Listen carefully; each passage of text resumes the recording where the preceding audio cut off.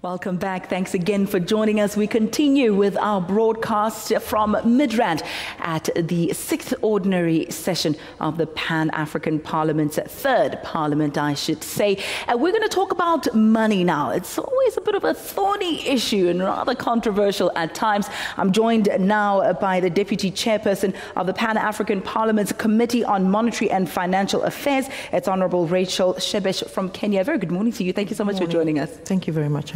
All right, let's talk about that money now. Yes. How is the African Union in general and the Pan-African Parliament in particular, how are they funded?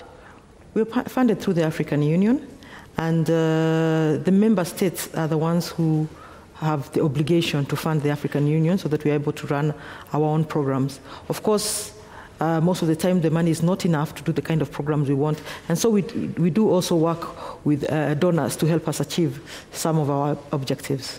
Would you not perhaps think that it would be a duplication to fund the African Union and also for member states to, by default be funding the Pan-African Parliament? Is that not the same role? Doesn't the African Union provide advisory, oversight, guidance, etc.? What some might say is also just similar to what the Pan-African Parliament does. Actually, all the words you've used describe the Pan-African Parliament. We are the ones who do the oversight. And now we are a legislative body as opposed to a consultative body.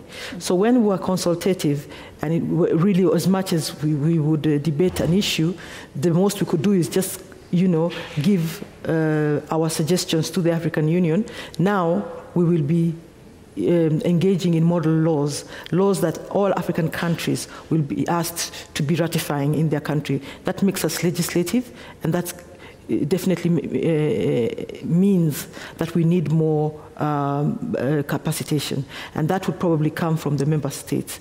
African Union is also, it has a bigger mandate than we are the legislative arm of the African Union, and so we need to be funded. We might not have enough money right now, but as we move to a legislative body, we hope that the member states will see the need.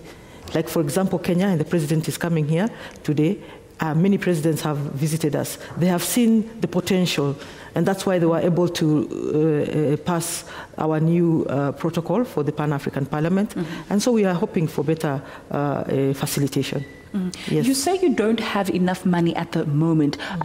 If this were a perfect world and we could all get what we want, how much would you need for your functions? We would want to be able to run our programs just like any other national parliament does. And so in all national parliaments, as would be in the Pan-African Parliament, you have your kitty that has been discussed at the level of the AU summit, just like it's discussed at government level for national parliaments. And therefore, we would be lobbying for a larger, allocation of resources. Of how much? Well, I can't quantify it in numbers, but it is to help us run our programs. And our programs, as you know, we play 3 roles. One is representation of the people. So we would want to be able to go down to the grassroots and speak to Africans on Africa, rather than them being talked to by others. Let it be us. Then there is the oversight role we play for the African Union, just like other national assemblies do oversight of their government. We will be doing oversight of the executive at the AU summit. And then, of course, there's legislation, which is key.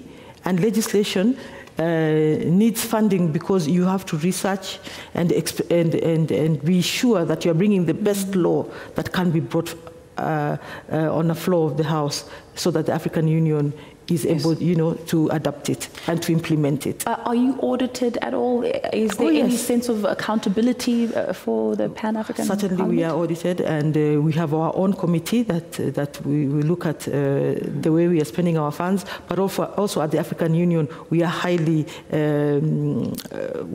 monitored to ensure that we're using the money correctly. Wonderful. Yes. In 10 seconds, the money, does it go to salaries? Does it go more to the operations on the ground? It goes more to the administration of the Pan-African Parliament, and that's why we're asking for an increase of it, so that it can help us cover our programs adequately. We'll have to leave it there at least for now. Thank you so much, Deputy Chairperson of the Pan-African Parliament's Committee on Monetary and Financial Affairs, the Honourable Rachel Shebesh from Kenya. Thanks again.